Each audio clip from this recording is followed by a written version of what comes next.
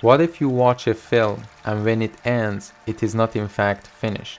What if after experiencing the film, you undergo a transformation, whatever the degree, that your perception of being in the world elevates, where the universe of the film, seemingly distant or unattainable, is indeed very much relatable to your own world?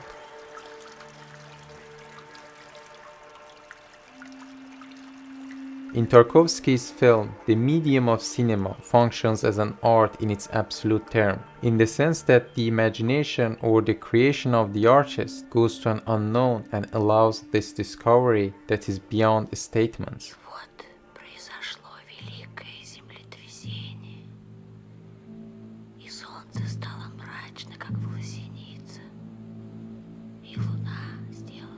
It wouldn't be wrong to say that the prevalence of anxiety and despair in the modern world is largely due to the failure of spiritual elevation or lack of values. One often experiences disharmony between the world around and his own state of mind, as if something is lacking, as if something is wrong. This realization in itself is a step toward the pursuit for understanding. Yet spirituality is not an easy endeavor or a state of comfort. It has its own crises. However, these crises offer the opportunity to raise oneself in this journey, to move forward. Therefore, devotion becomes a primary element in this pursuit. That is the faith. Faith despite failures and despair. This is the kernel of Stalker, the film that won't be less relevant as the years pass, if not more.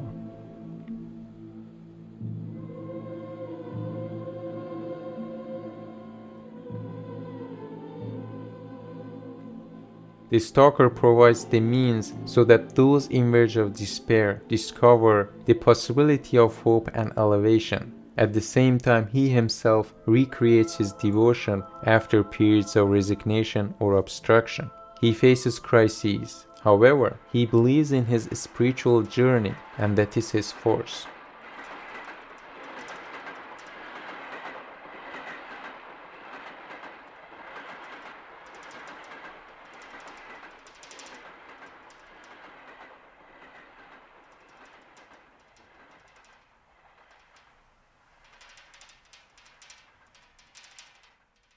The function of the Stalker compared to the other characters looks like the function of faith versus rational. He conducts himself with commitments, whereas the professor and the writer are looking for arguments. The Stalker is seemingly weak or even simple-minded. The other two characters are intellectually achieved individuals and pragmatics. Yet something is lacking. Maybe they even don't know what that is. Is it happiness? But can that be really a solution? What desire should they have? When they finally arrive at the end of their journey, they fail to act. They face their imperfection. Their wish wouldn't make any difference, in fact, as what they lacked couldn't be achieved with their spiritual emptiness. Yet they become aware of what could be significant. As faith in being cannot be achieved by means of factual elements, but through softness in the soul, through an action in accordance with reaching a higher cause.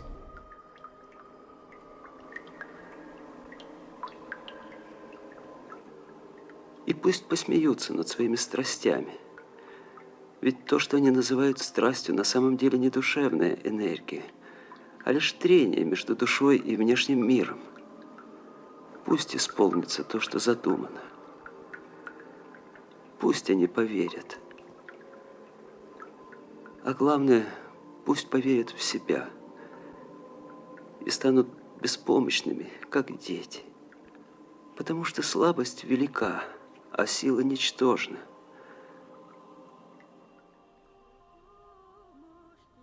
The Stalker's commitment is mirrored in his wife's as well.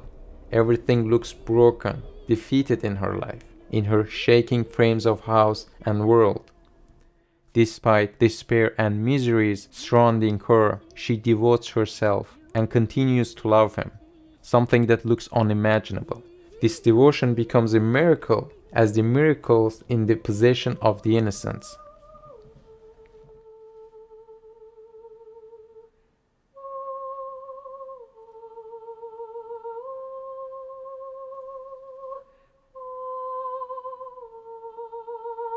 At the core, the search for this elevation is aesthetic.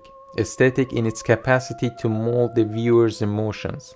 This could only be preserved if in parallel the visual provides the same beauty.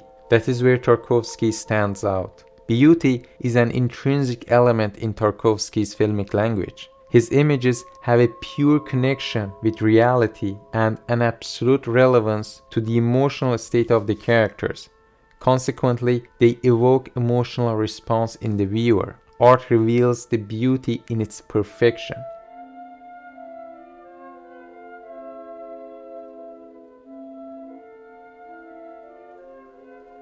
Beauty has a component that is rather inexplicable. It affects you. It is as if unveiling to you an ideal that is not there but you yearn for it. It provides you this state of mind with hopes. That is why spirituality is tied with beauty. Art providing authentic beauty without margins of definition is an absolute need for every being.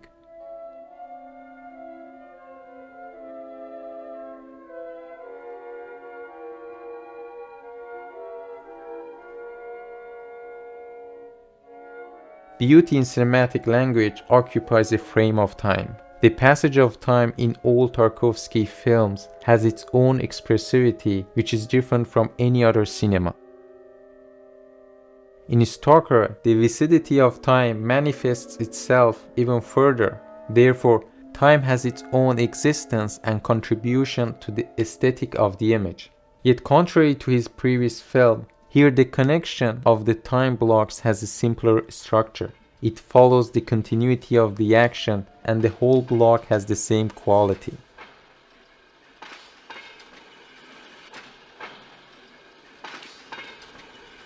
I would like to bridge this with the question of color as well, so that the time has its own quality in the film. The manner you perceive the time in real life should be different from the filmed material, even if it is a continuous capturing. This is true about the colors as well. What we perceive with colors in real life generates some kind of fakeness in expressivity if captured in the same way in the image. Even speaking of mediocre cinema, lack of color takes the emphasis out of unnecessary elements in the image, as art is more often than not about eliminating than adding.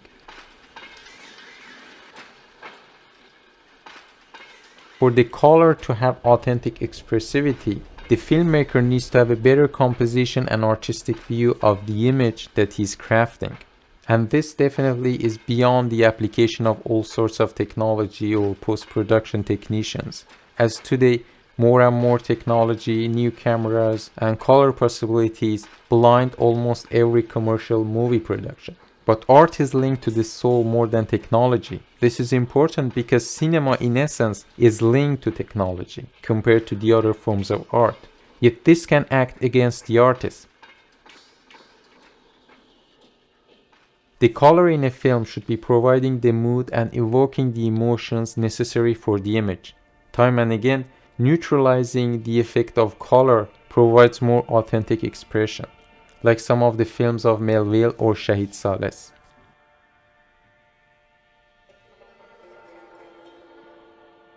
The negative impact of naturalistic colors is visible in the aesthetics of some of Jean-Luc Godard's films. Sequences where the sun showers on the scene. Every detail of the shot is sort of lifelike but with no artistic touch. Black and white would compensate for this better and be more expressive.